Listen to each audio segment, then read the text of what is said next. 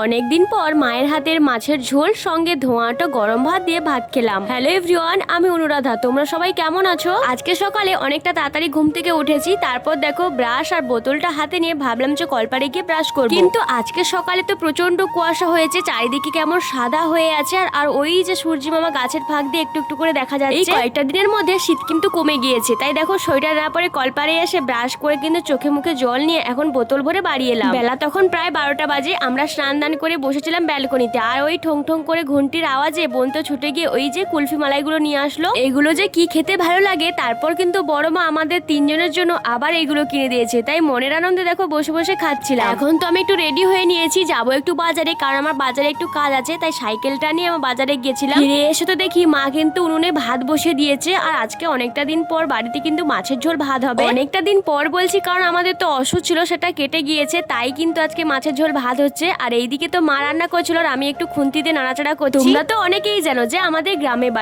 বাড়ি হয়ে ঘুঁটে দিয়ে রান্না হবে না, তা কখনো হয়? খুন্তি দিয়ে নাড়াচাড়া করতে করতে এত সুন্দর সের বেরোচ্ছে, তাই ভাবলাম যে তোমাদের একটু সেন্টের সঙ্গে কেমন হয়েছে। তোমরা তো মোবাইলের ওপাশে আছো, কি করে বুঝবে? তাই আমি নিজের সেন্টের সঙ্গে ভাবলাম যে না, সেন্টটা কিন্তু খুব সুন্দর এসেছে। তারপর আর কি, মায়ের হাতে গরম গরম মাছের ঝোল তো রেডি হয়ে গেছে, তাই আমিও তাড়াহুড়ো করে ভাতও বাড়তে বসে গেছি। অনেকদিন পর মায়ের হাতে মাছের ঝোল সঙ্গে ধোঁয়া ওঠা গরম গরম ভাত দিয়ে কি ভালো লাগছিল খেতে। চলো তবে আজকে ভিডিওটা এখানে শেষ করছি। কেমন লাগলো কমেন্টে জানিও। ভালো থাকবে সবাই, টাটা।